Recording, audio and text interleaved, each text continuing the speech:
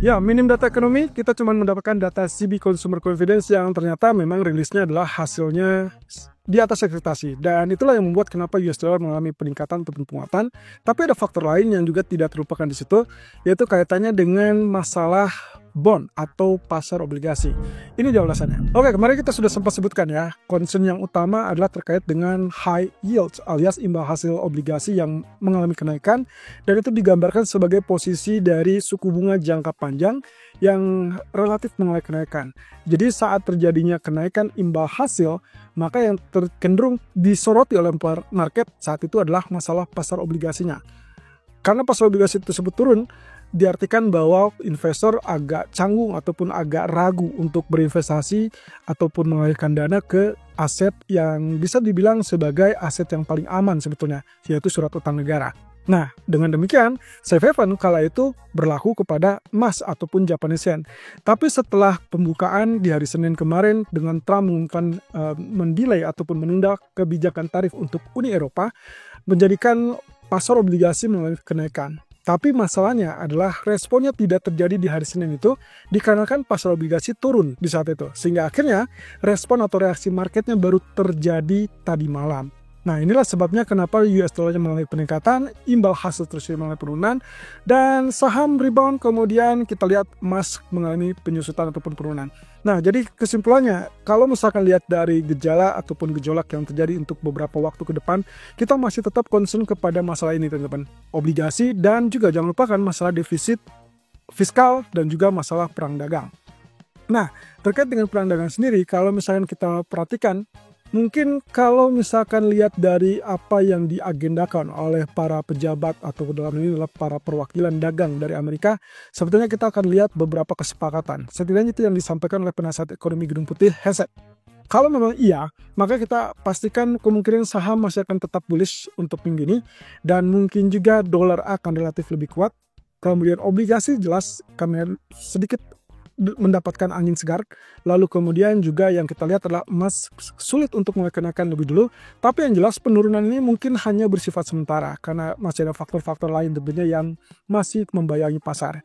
Oke, menurut Hesed, pasar tenaga kerja untuk saat ini sangat kuat tapi inflasi turun. Sepertinya ini semacam kode ataupun isyarat bahwa apa yang dikatakan oleh Donald Trump kala itu untuk mendesak kepada Federal Reserve ataupun Powell dan kawan-kawan untuk turunkan suku bunga. Alasannya sederhana, yaitu inflasi yang terlihat mulai melunak. Di sisi lain, ada keraguan dari Bank Sentral, ini kaitannya dengan kebijakan tarif. Karena di per 9 Juli mendatang, kalau itu diberlakukan secara keseluruhan, ya mereka ingin tahu dampak realnya seperti apa kepada ekonomi. Nah, tapi pada dasarnya juga menyoroti terkait dengan masalah RUU yang akan masuk ke voting parlemen. Jadi menurut Hesed, jika DPR ternyata tidak meloloskan rancangan pengeluaran tersebut, maka akan terjadi atau dikhawatirkan akan terjadi kenaikan pajak terbesar dalam sejarah. Ya, ini akan berdampak negatif tentunya, sehingga sangat mendesak dari Trump pun menginginkan bahwa parlemen segera meloloskan RUU tersebut sehingga nantinya akan menjadi undang-undang. Oke, kalau begitu posisinya juga harus diingat kalau misalkan ternyata tidak terjadi kesepakatan ataupun voting tidak lolos, maka kemungkinan saham akan relatif mengalami penurunan. Tapi di sisi lain, kalau kita perhatikan dari fokus yang akan terjadi, ya saya simpulkan ini drama politik yang kesekian kalinya. Kalau memang ternyata ujung-ujungnya akan disepakati, apalagi menjelang deadline itu disepakati, maka yang akan kita lihat adalah sebaliknya. Kemungkinan saham akan rebound ataupun bahkan rally, dolar akan mulai penguatan, tapi ada satu hal yang cukup menarik, pasar obligasi justru jauh lebih cepat mengalami kenaikan dibandingkan pasar saham. Nah, ini dia yang menjadi ciri khas ataupun mungkin jadi daya tarik berikutnya, sehingga emas sebagai safe haven mungkin sedikit tersingkirkan atau sedikit berkurang, walaupun dalam beberapa waktu ke depan, concern utamanya adalah balik lagi dengan masalah penurunan suku bunga dari Fed. Nah, di sisi geopolitiknya, kita juga punya pondasi dasar ya mungkin ini akan bertahan beberapa waktu ke depan karena seiring ketidakpastian di sisi geopolitik, dan itu yang juga membuat emas sulit untuk ditekan terlalu dalam. Ya, jadi kalau misalkan tadi faktor negatif untuk emas, kalau misalkan ternyata DPR atau dalam hal ini parlemen menyetujui atau meloloskan paket undang-undang ataupun paket RUU Donald Trump. Tapi sebaliknya, kalaupun misalkan turun, maka faktor geopolitik atau ketidakpastian geopolitik inilah yang mempertahankan emas supaya tidak tersungkur terlalu deras. Artinya di sini ada ancaman dari Donald Trump terhadap Putin, yaitu kaitannya dengan potensi mengenakan sanksi dalam beberapa hari ke depan. Kita tidak tahu beberapa hari ke depan ini spesifik atau detailnya kapan. Bisa besok, bisa lusa, bisa di akhir pekan, atau mungkin salah satu di jam hari ini. Ya, jadi kita harus berhati-hati. Kemungkinan ini yang terburuk adalah kemungkinan sanksi terhadap bahan bakar ataupun energi produk dari Rusia. Kalau memang itu yang dilakukan, saya rasa kita akan dapatkan kenaikan dari sisi harga minyak untuk sementara waktu. Lalu kemudian ketegangan geopolitik kemungkinan akan kembali meruncing. Dan kalau itu terjadi, safe haven tetap berkuasa atau memihak kepada emas, selain tentunya kepada pasar obligasi. Oke, kita tunggu saja ke depannya akan seperti apa. Tapi apakah ini akan berpengaruh kalau seandainya terjadi katakanlah semacam sanksi pemutusan hubungan kerjasama ataupun bilateral dari Amerika? Jawabannya kelihatannya sih sebetulnya dari sejak akhir 2023 itu sudah relatif berkurang. Jadi perdagangan Amerika dengan Rusia itu hanya mencakup sekitar 0,3% dari total keseluruhan perdagangan yang dilakukan secara internasional antara Amerika dan negara-negara mitra dagang. Artinya, seharusnya ini tidak akan berdampak terlalu signifikan terhadap pasar saham Amerika, tapi yang saya soroti di sini adalah yang dikhawatirkan adalah harga minyak. Jadi mungkin ini akan menjadikan kesempatan untuk mendapatkan harga minyak yang lebih tinggi, tapi setelah itu ya balik lagi dengan kesepakatan ataupun keputusan dari OPEC.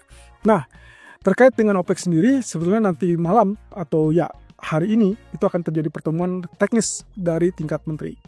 Oke, inilah peringatan terkait dengan masalah defisit fiskal Amerika yang saya soroti adalah pandangan dari Citigroup. Jadi ada dampak positif dan juga dampak negatif. Oke, RUU yang dimaksud atau yang dirancang oleh Donald Trump ini yang disebut dengan One Big Beautiful. Apa itu? Sebetulnya rancangan undang-undang ini mencakup pemangkasan pajak tapi juga sekaligus pengeluaran atau spending. Jadi yang kita tunggu sampai saat ini adalah belum direalisasikan atau belum digolkannya RUU tersebut menjadi undang-undang. Kemarin atau minggu lalu kita sudah dapatkan dia lolos dari DPR sehingga untuk saat ini masuk ke tahapan voting di parlemen. Untuk agenda jatuh kemungkinan saya perkirakan mungkin hari Jumat ya. Tapi kalau misalkan terjadi lebih cepat mungkin di kisaran hari Kamis ataupun hari Jumat itu. Nah, catatannya gini teman-teman. Posisi ini masih tetap ada perdebatan juga di internal Partai Republik, di mana Partai Republik adalah partai pengusung dari Donald Trump tersebut.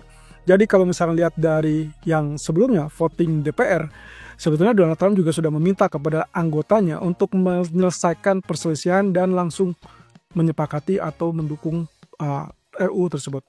Nah, catatannya, kalau kita lihat dari proposal ini, sebetulnya proposal ini nantinya akan menghasilkan atau ya menambahkan defisit sekitar 600 miliar US dollar.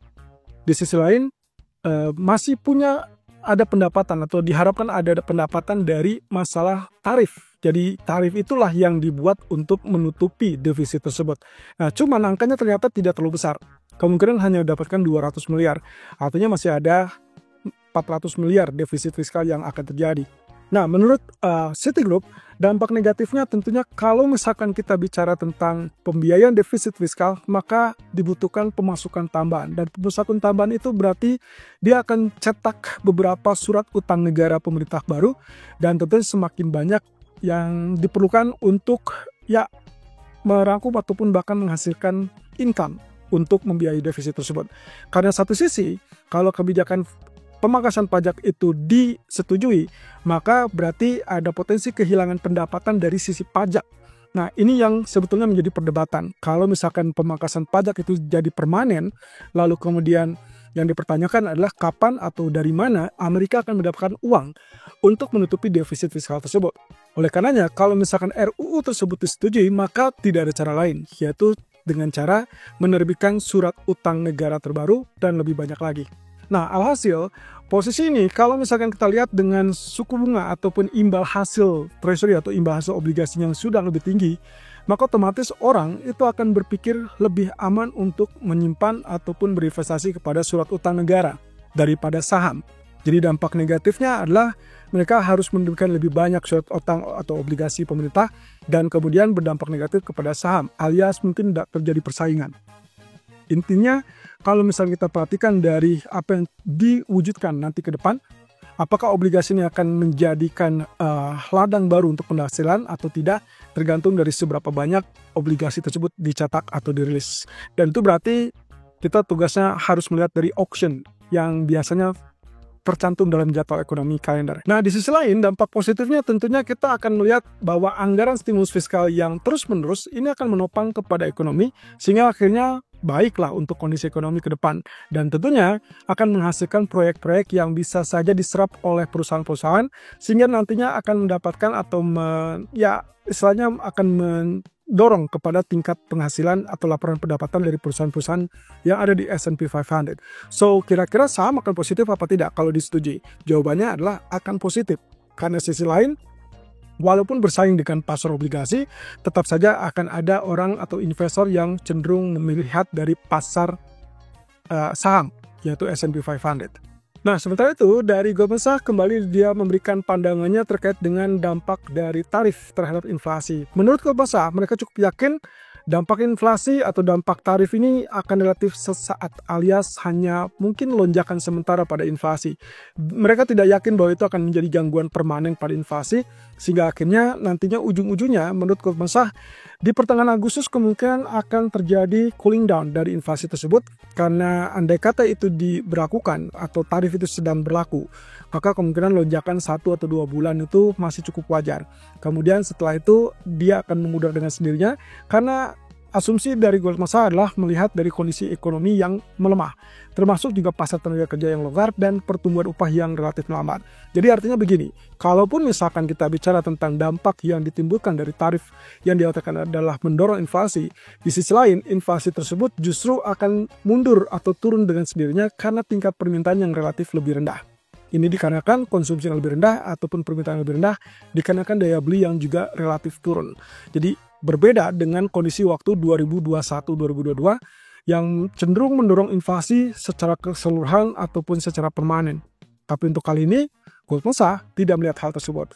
Jadi pada dasarnya saat ditanyakan bagaimana dengan peluang untuk penurunan suku bunga dari Federal Reserve, Goldman Sachs meyakini bahwa nantinya setelah Agustus itu inflasi turun kembali atau memudar kembali, maka Fed diperkirakan masih bisa turunkan suku bunga. Selama dia masih mempertahankan, berarti tidak akan ada wacana untuk kenaikan suku bunga, yang justru nantinya akan berujung kepada lanjutan atau melanjutkan penurunan suku bunga. Oke, untuk ekonomi kalender hari ini, terlihat tidak ada data ekonomi untuk nanti malam. Saya akan fokus dengan OPEC meeting. OPEC meeting ini kebetulan agenda yang sebetulnya akan terjadi atau menjadi agenda utama adalah pertemuan tanggal 31 Mei yang merupakan agenda yang dimajukan yang semula tanggal 1 Juni menjadi tanggal 31 Mei. So, nanti malam apa sih yang akan diwujudkan atau yang diperhatikan? Ini adalah pertemuan teknis tingkat menteri yang biasanya kita kenal dengan JMMC meeting, yang biasanya itu akan memberikan rekomendasi kira-kira apakah mereka akan lanjutkan dengan produksi atau tidak. Kalau misalkan ya, kira-kira berapa banyak? 2 hari yang lalu kita sudah sempat singgung bahwa kemungkinan adalah peningkatan 411.000 barrel per hari. Nanti apakah tingkat menteri akan mengusulkan hal yang sama atau bahkan lebih tinggi? Itu yang akan perlu jadi perhatian kita, supaya nantinya di tanggal 31 Mei pun kita sudah bisa memperkirakan apa yang akan diputuskan oleh OPEC.